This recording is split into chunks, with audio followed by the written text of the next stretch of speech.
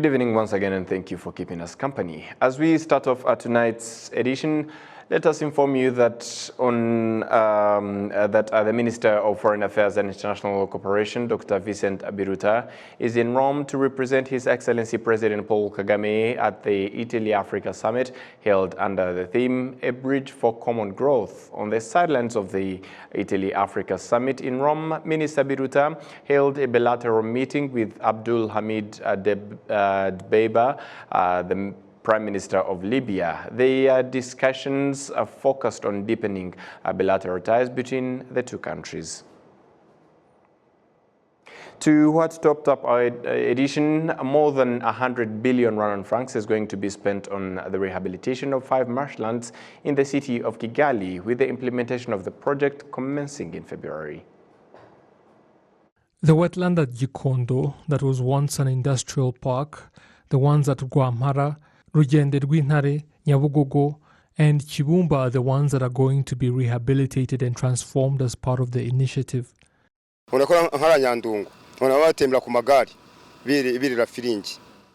have seen how people are now able to relax in the Nyandungu wetland, ride bicycles or just sit on benches. I believe this place is even better suited for such activities because it is located very close to the city center. Rehabilitating the marshlands has many benefits for the city, not least of all improving its air quality.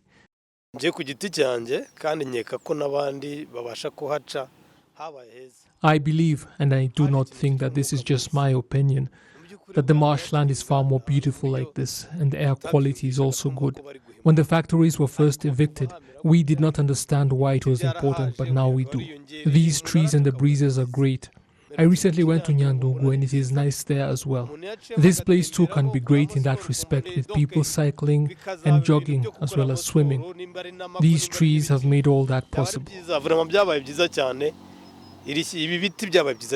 Officials at the Rwanda Environment Management Authority say the marshlands are going to be first rehabilitated and then transformed into venues where people will be able to relax and conduct different activities without damaging the vegetation and wildlife. The endeavor will cost $82 million or close to 105 billion Rwandan francs to complete, with the money coming from development partners in installments. Rwanda will be joining the rest of the globe in marking World Wetlands Day on Friday.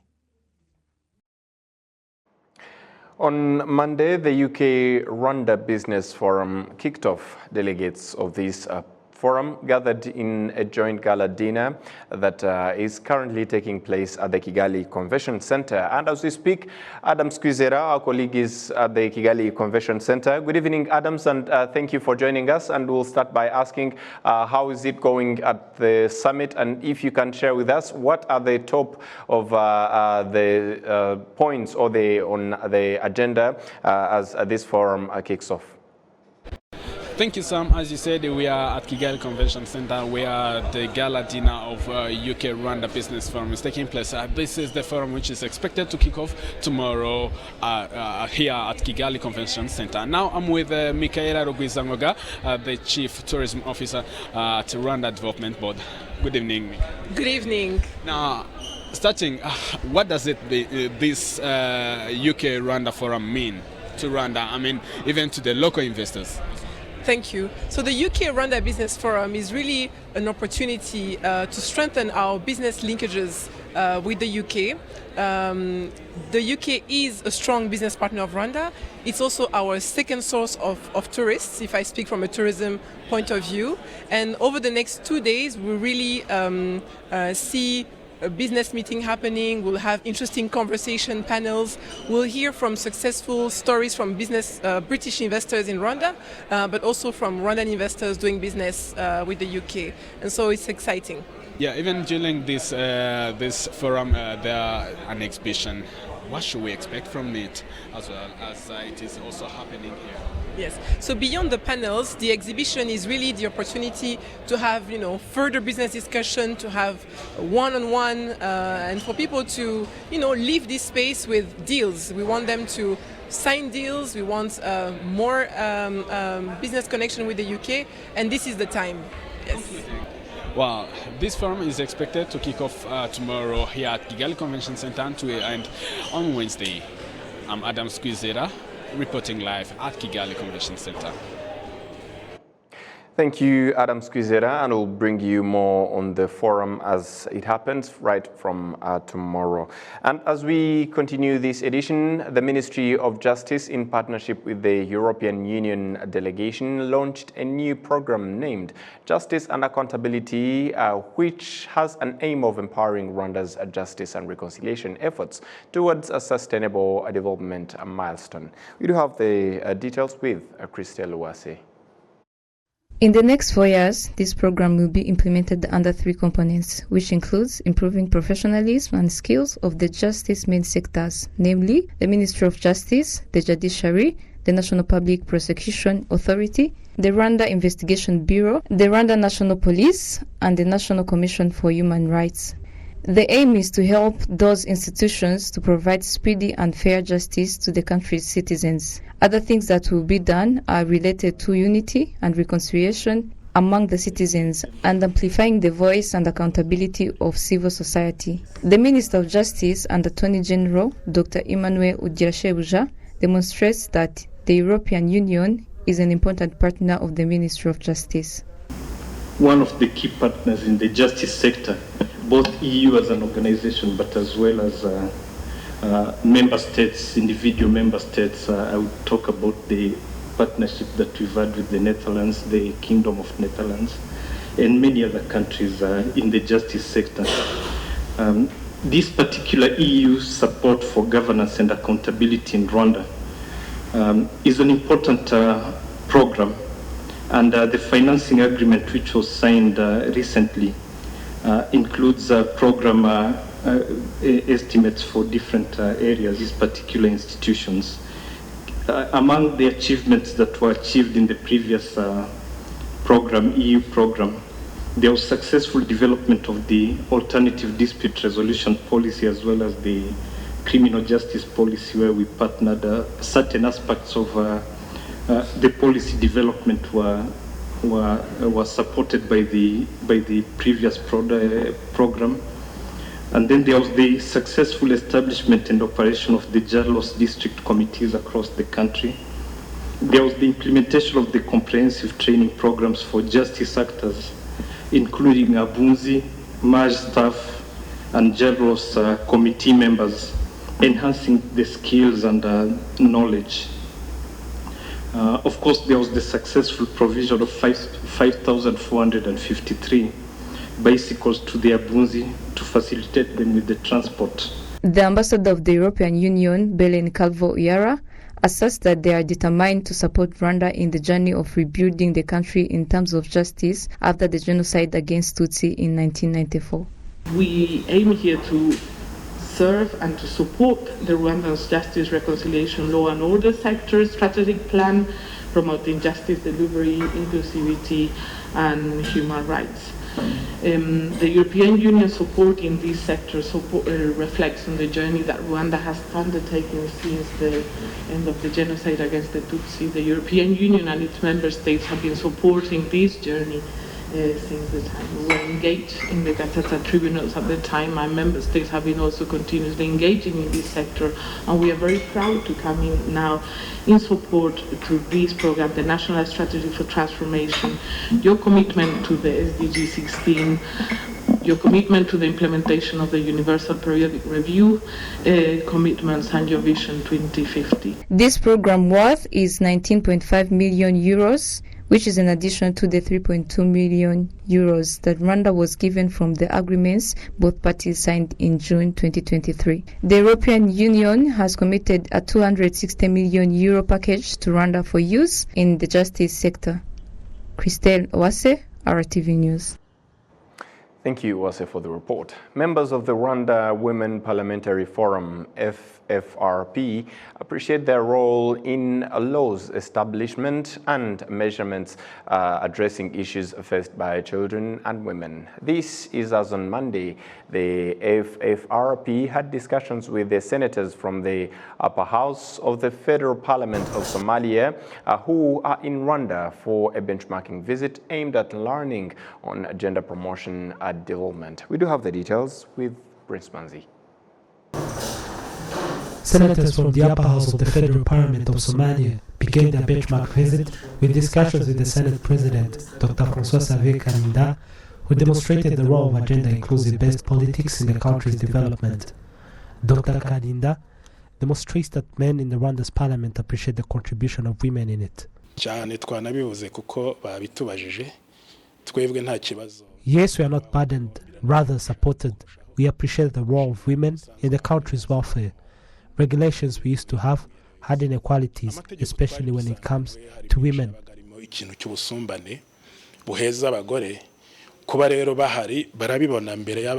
Senator Zamzam Ibrahim Ali, leading the Somali senators delegation, reiterates that Rwanda sets an example when it comes to women empowerment. Rwanda is the mirror of the women participation in political issues, so we wanted to get information, experience, and to share ours.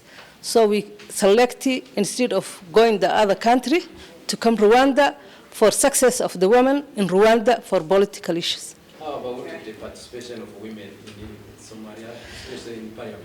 So our upper house, we are 54 members. 14 of us are women and others are men. And we have the 8 committees. That 8 committees, 4 of the chair of that committees are women. So we are growing and wanted to expand our ability of political participation. That's what we are here. Thank you. Yeah, thank you. The Vice President of the Rwanda Women Parliamentary Forum, Senator Adija Murangwa, demonstrated that this forum plays a big role in decisions taken in both chambers of the parliament, especially on family promotion. In 2008, there was established a law that prevents any sort of violence on women, and this is something we appreciate as it was initiated by FFRP. And it is effective in all sorts of rights, including how a woman can inherit a property, and this was not the case back in the days. Rwanda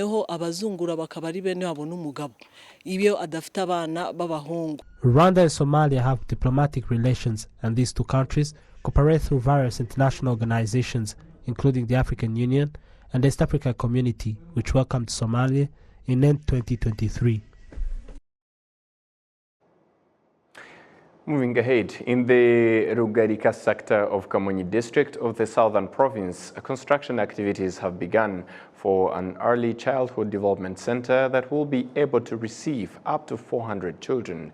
The center will cost up to 30 million Rwandan francs to complete, and the initiative is part of the broader efforts to ensure that children in the country have the sort of upbringing that will enable them to grow into productive adults. So we believe that children are the foundation of any society, and they are our future. So if we're not investing in children, then we're not investing in the future of our own communities, our own society. And we believe as For Africa, our vision is for Africa to thrive, and we see that the way to achieve that is starting by investing in children, partnering with communities, as we now help to develop those children each step and each stage.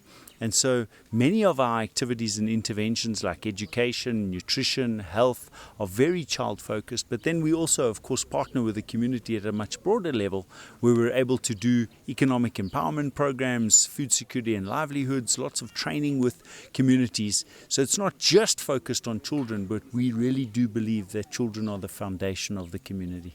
Yes, so I've had the privilege to engage with President Paul Kagame many times, and it's always evident to me whenever speaking to him just how committed he is to the children of Rwanda, and shares that real belief that we have to be investing in the children as the foundation the future of the nation, but also the fact that he's really identified that Rwanda has everything that it needs, other than the guidance and the mentorship.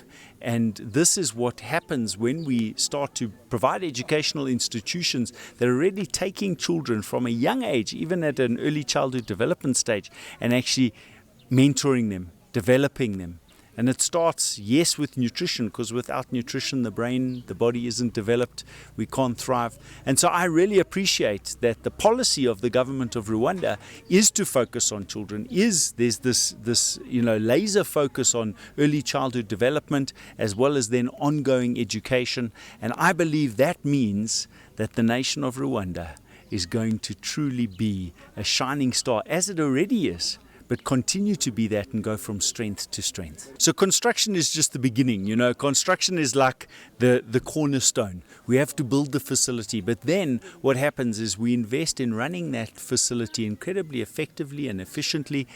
We've shown that here in Rwanda before. We've actually had the privilege of educating thousands of Rwandans who have been trained both in school and in technical skills, and were able to partner with many of them as they went in and started to start their own businesses. And so this is the beginning of that journey within this community. So after the buildings are built, the Early Childhood Development Center will be operated in partnership, of course, with the government, with the Presbyterian Church here and other institutions. But then our goal is not to stop there. Our goal is to actually go the long journey with the community as we invest in all 6 of our pillars of intervention, and we walk this journey from where the community is now to truly sustainably providing for itself, and ultimately to the community being able to thrive. Now moving ahead, 40 women and youth working in agriculture and livestock plus value addition are receiving training on how to leverage technology in marketing and promoting their products to international markets. Here's the details. Among the trainees include young people. They add value to their produce before distributing to international markets. The fact that they are improving their knowledge in the areas of product packaging, marketing and promotion will boost their sales on global markets. It's very helpful, especially to me, because we are being trained how to do our packaging, how to do a better blending, and then also how to approach to do marketing beyond on social media marketing, so that we can reach to many people beyond our country, beyond globally actually. So it's really privileged to get this opportunity to be able to learn, also to impact myself. So I really thank PSF for this opportunity, because it has impacted me, and I'm really so grateful. And from day forward, and I'm going to improve to better service.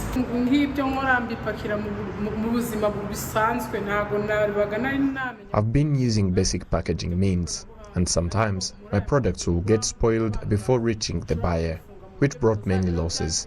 I met people who are specialized in improved packaging, and I believe a lot is going to change.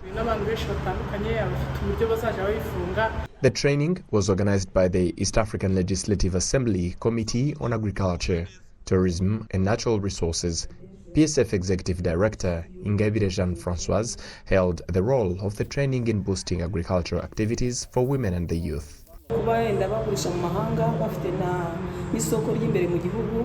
The fact that they sell both in and outside the country, if they employ technology, it will be of great importance. The other issue they have is packaging, to maintain the quality. Let us say if it's French beans, they have to be fresh by the time they are delivered to the buyer.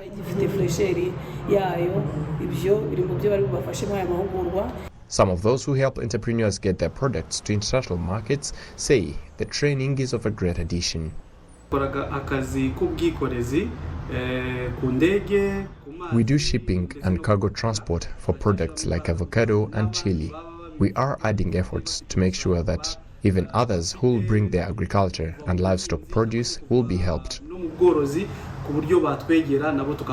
Earlier chair of the Committee on Agriculture, Tourism and Natural Resources, Honorable Umukiza Francoise, noted that the capacity building program is an addition to expanding the market base. One of the challenges women-led micro, small and medium-scale enterprises, MSMEs, face in penetrating the international market is the lack of quality packaging, branding, and digital marketing skills. There is a limited understanding of the quality and standards in the packaging industry, particularly by MSMEs in relation to international standards for market access. Companies need to be equipped with relevant, cost-effective packaging knowledge prior to the production process, particularly in plastics, glass, steel, polypropylene, and cardboard, to enhance exportability. Packing also plays a big role when it comes to customers' preferences and can be used as a tool to increase sales revenue, growth of MSMEs, and enhance employment and income to the government. The training will last for 2 days, and trainees will have the opportunity to share knowledge about what they do, as present are other companies that can help them increase sales. And that's all from us here at RBA's Rwanda Television News. On behalf of the entire news production as well as the technical team that made it happen, many thanks for being with us. And we'll let you off for the night. Have a great one and a fruitful week ahead. Goodbye.